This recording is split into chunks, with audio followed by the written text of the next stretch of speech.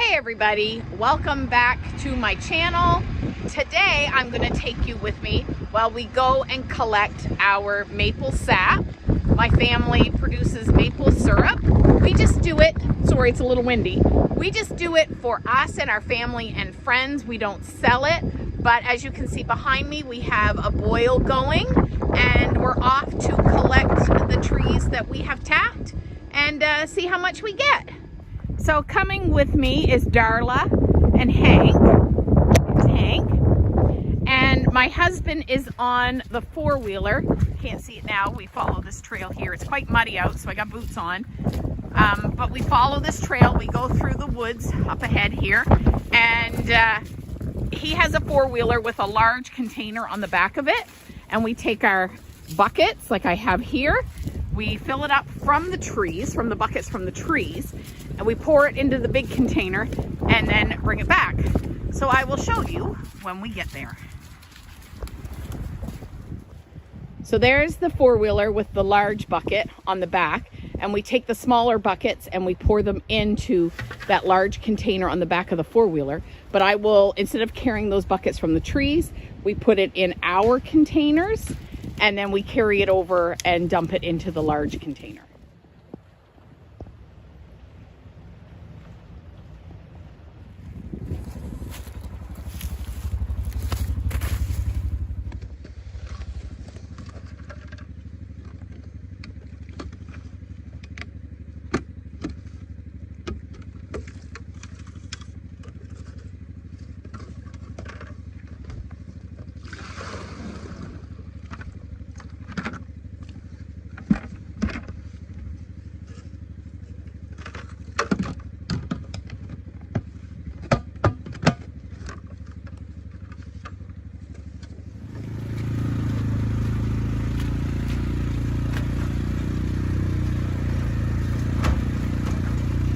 We just had a little issue. We were filling up that big container and Dan got ahead of me and I seen it all running back out.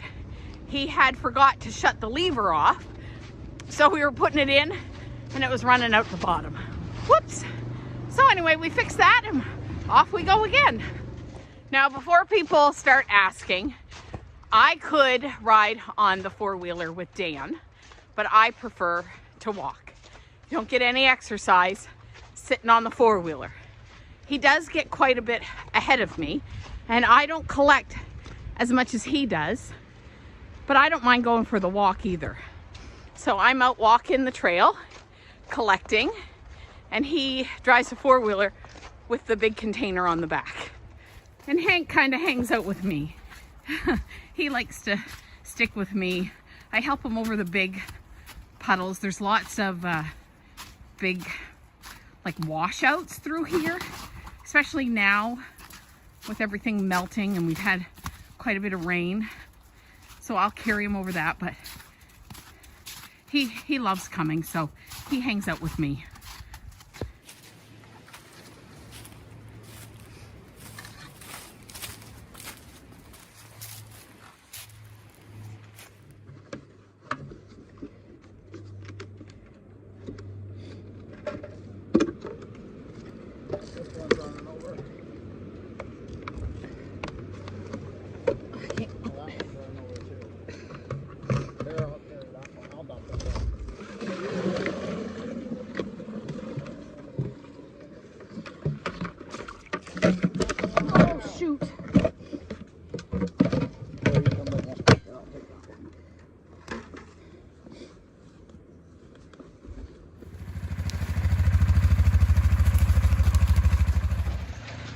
So Dan just told me that we have some buckets, well I know we have some buckets in trees along our field, but he just informed me that because of all of the muck and the rain that we've recently got and the ground being so wet that he can't go through there. I'm just watching him. He can't go through there because he'll get stuck. So he's going a different route.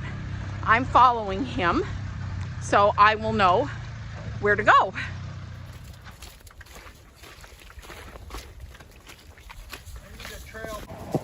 So this here is a new bucket this year with the top on it that just kind of pops open. I've not used it, so let's see what kind of mess I can make with this. So all of our buckets are food grade safe. The majority of them came from our local superstore, grocery store, and they came from the bakery department. They were used to, well, they were used for cake decorating. They were full of frosting. This one here came, I'm not sure where it came from, but it had water in it, and it's a food grade bucket as well. And then, oh, Darla's here. And then some of our buckets came from the nursing home I work for. They were filled with like pie fillings, sugar, things like that they would order in bulk. So all of our buckets and our hose that we use are all food grade. So there's no contaminations of any kind of you know, products that you shouldn't be using. So I just wanted to show you our field here. It is very, very, very muddy. When I walked out into it, he said I needed deeper boots because I am sinking in the mud. So that's why we're not bringing the four-wheeler out here. The four-wheeler's up in there, and we're just walking back and forth to take these buckets up in there.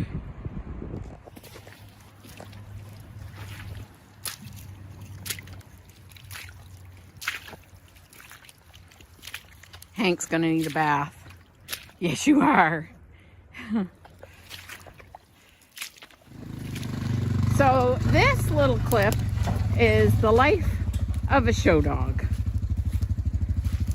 He doesn't live in a crate. He runs in the woods.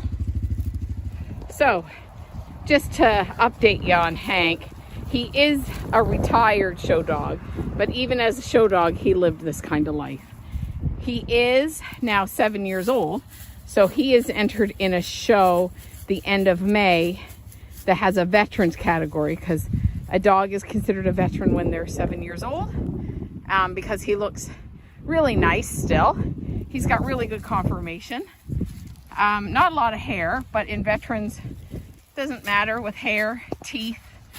You know, veterans is all about what they look like as an old man. So he's entered in a show in the end of May. But even when he was an active show dog, this is how he lived.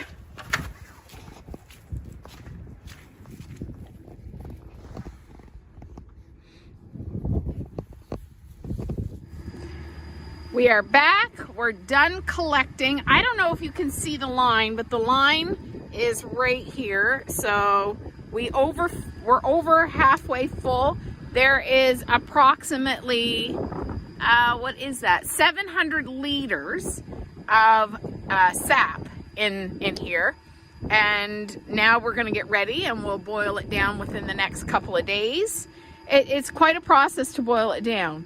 Now, if you look things up, it'll tell you it's 40-to-1. So 40 liters of sap will give you 1 liter of syrup.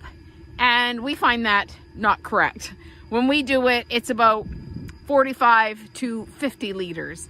But it all depends on how much water is in your sap, that, you know, how much syrup you're gonna get in the end of it. So this is our haul for today. This isn't all of it though. My husband went and took the four-wheeler out and got a couple of buckets with that because he was scared that this would get stuck in the mud. So he just took the four-wheeler itself out and picked up a couple of buckets. Now I'm gonna show you our setup here. This is our boiler. My husband made this. It has 2 containers, 2 trays, as you can see. The back one is where we put the cold sap. So I don't know if you can tell in this video, but it's a lot clearer. It's not as dark. It almost looks like water, the same as the sap. And this we put right from the big container, we'll put back here. And we put it back here so that it gets warm. Then the syrup side, which we're boiling down for syrup, is in the front one. Now the reason you put the sap in the back one first to warm it up is because you want to keep this front one at a consistent boil. It's not boiling right now because we let the wood get too low in the kind of like the stove part of it. So the wood got too low, filled it up, and it stopped the boil. But if you put cold sap in here, it's really going to stop the boil, and you don't want that. So you put the sap in the back one to get it warmed up. Then you take it from the back one and you put it in the front one as this one boils down. And I don't know if you can tell, but this one here is a lot darker than the one in the back, because we'll scoop it up from here and put it into this one. So here's the stove part. I don't know if you can hear me that well because we have a blower on the bottom. Our wood is really quite wet. We didn't get it dried very good this year, so we have a blower going to get the fire going. You want this fire to burn fast and hot to get the sap section boiling good. And that's also why you put the sap in the front, because that is where most of the fire is, and you want that to keep boiling. So our wood is right here. We've got it all split. There's our wood splitter, and the four-wheeler with the container on the back. My house, we're still putting siding on it. We just have this little bit left to get the siding on. We have the siding, but when winter hit, we stopped. And after we're done the maple syrup season and spring is more consistent, we will get back at doing the siding on the house.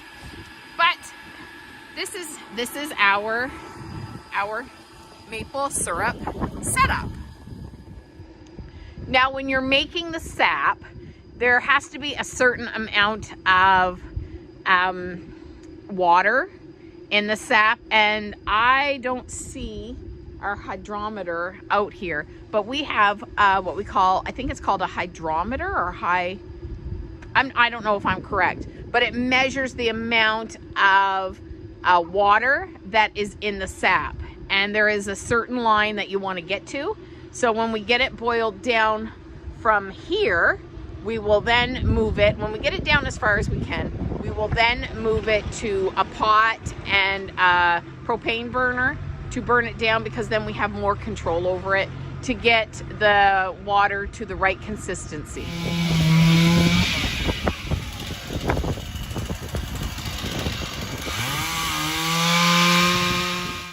So my husband is now cutting firewood for the boiler.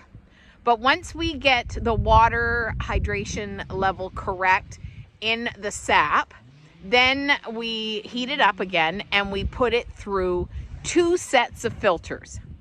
The first set of filter is to get all of the debris and stuff out, because when you collect it and you boil it, you do get some tree debris in it. So, and it also to get what they call sugar sand out of it. So the stuff you buy at the store you see is very clear and has nothing on the bottom. But maple syrup does make sugar sand. And we put it through 2 filtration systems to get all the sugar sand out of it, so you don't get any sediment in the bottom of your sap bottles, or your syrup bottles, sorry. And also just to purify it some more. So then after that, we heat up the jars, we bottle it, and it usually lasts us, we keep enough to do us a year. We keep quite a bit. We use quite a bit of it. We use it in replace of a lot of sugar. We'll use maple syrup instead. And then the rest of it we give away to family and friends. So that is it for today's video. We're hoping that we will be able to do one more collection for the end of the year. Maple sap running really has a lot to do with the weather. And right now we're starting to get warmer nights, and that usually means the end of the sap season. So you want the temperature below 0, and then you want it above 0 during the day, and you want it sunny, so that the sun is really beating on the trees, because then it makes the sap flow better. But you need it to have it below 0 at night. And right now our nights are still below 0, but some nights are 0, some are 1. So we're not collecting as often. There are times when we collect like every day, every other day, and right now we're collecting every 3 days. I think this one here was 4 days The last time we collected was 4 days, but all of our buckets were full this time. So we're hoping that we can get one more collection before we take all of our buckets in and all of our taps in until next year. So that's the end of this video. I hope you enjoyed it. Comment down below what your favorite thing to do with maple syrup is, and do everything in love, and I will see you next week. Bye-bye now.